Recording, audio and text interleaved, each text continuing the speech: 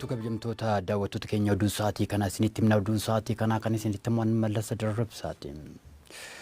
Walitti bu'iinsa tibbana naannawa daangaa naannoo Oromiyaa aanaalee Boosatii fi Fantaalee akkasumas aanaa naannoo Amaaraa kan taate Minjaar Shankooraa gidduutti mul'ate babal'ifannaa lafaa waliin wal qabata jedhe waajjirri dhimmoota koomiyuunikeeshinii godina Shawaa Bahaa.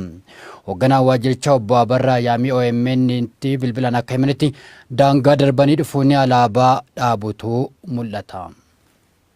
Kanaan dura sababa magraatiin kan walitti bu'iinsi ture. Yeroo ammaa kana immoo haala isaa sana jijjiirratee babal'ifannaa daangaa ta'etu kan argame.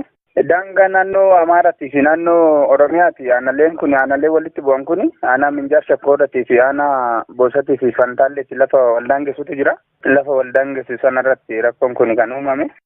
Daangaan kanaan dura siyaa akka carraa ta'e yeroo baroota dheeraa dura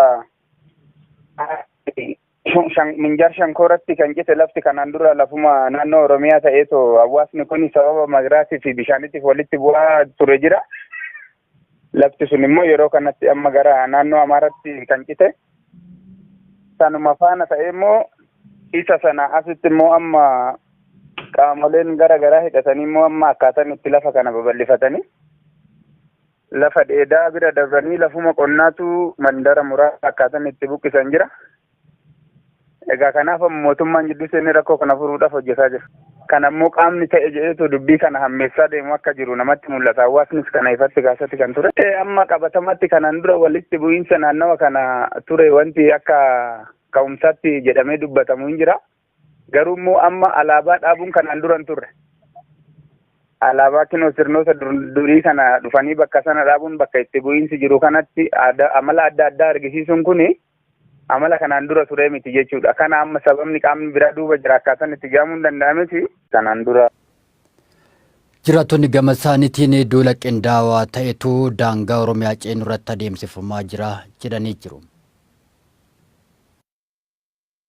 Lolli gama sana ajjeesuun lola agartee namoota hidhanii leenji'anii lolli kun lola itti yaadamee daangaa babal'ifannaa fakkeenya bakka jiranirraa naannoo daangaa kirkirraa ba'anii lafa babal'ifannaa waan ta'eef isaanis qophaa'anii meeshaa waraanaatii fi humna duubaa isaan gargaaru waan qabaniif itti yaadameef daangaa ofii darbanii naannoo Oromiyaa qubata waan ta'eef isaanis qophaa'anii jiran. Walitti bu'iinsa gidduu kanaa sababa kanaatiin uumameen lubbuun namaa darbuu fi miidhaa guddaan ga'uu kan himan hoogganaa waajjira dhimmoota koomiyuunikeeshinii godina Shawaa Bahaa yeroo kana guyyoota darbanirraa haalli tasgabbaan jiraachuu himanii jiru. Namoota waldaa misoomaa fi tola ooltummaa tokkummaa Walloo hundeessuu fi dasee galma keessatti walitti qabaman irratti haleellaan raawwatamuu namoonni ijaan argan dubbatanii.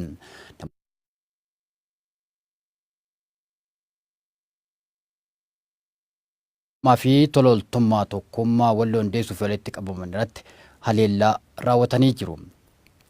Waldaan misoomaa fi tola ooltummaa tokkummaa Walloo akka hin hundoofne warreen barbaadan hundeeffama isaa gufachiisuu fi socho'aa turan kan jedhan jiraattonni haleellaan irraasii qaama gamtoomuu uummata Walloo gufachiisuu fi socho'aa turetu raawwatee jedhanii jiru.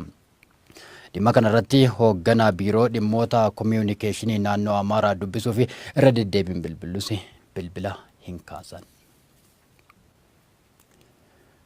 Pireezidaantiin naannoo Oromiyaa Lammaa Magarsaan mootummaa cimaa fi gaaffii uummataa deebisuu ijaaruu fi kaffalaa gibiraa cimaa qabaachuun murteessaadha jedhani.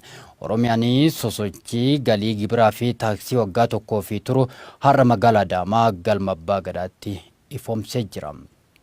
Sirna sosochii gibiraa fi taaksii jalqabsiisuu kanarratti pireezidaant Lammaa Magarsaan argamuun akka jedhanitti mootummaan qabeenya maallaqa gahaa of harkaa hin qabne gaaffii uummataa yeroon deebisuu hin danda'u.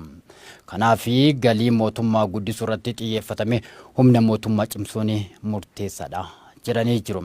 Galiin naannoo Oromiyaa akka guddatu hunduu tumsuu akka qabus hubachiisanii jiru. waggaa kudhan dura galiin naannichaa birrii miiliyoona 600 kan hin caalle yommuu ta'u ammaan kana birrii miiliyoona 19 irra gahuu ragaaleen ni mul'isu. Kanas ta'e garuu naannoon Oromiyaa madda gabaa hedduu waan ta'eef galiin sassabamuu qabu ammallee hanga ta'u malu gadi jedhamee jira.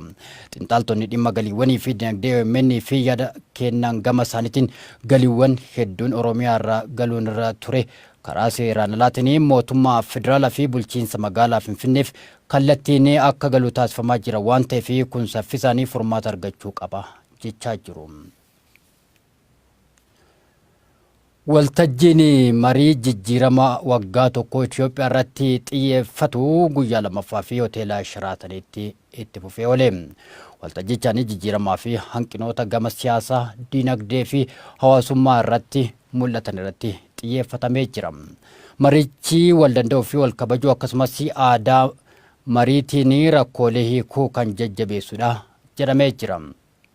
Waltajjiin guyyaa lamaffaa kun dinagdee carraa hojii hammattummaa hawaasummaa oomishtummaa qonnaa fi dhiibbaa liqaa irratti kan xiyyeeffate. Waltajjii guyyoota lamaa kaleessee galame kana kan qindeesse waajjira ministeera muummeeti. Jijjiirama argamee dhaabbata baachuu danda'uun akka barbaachisu waltajjii kaleessa irratti hayyootaan ka'ee ture.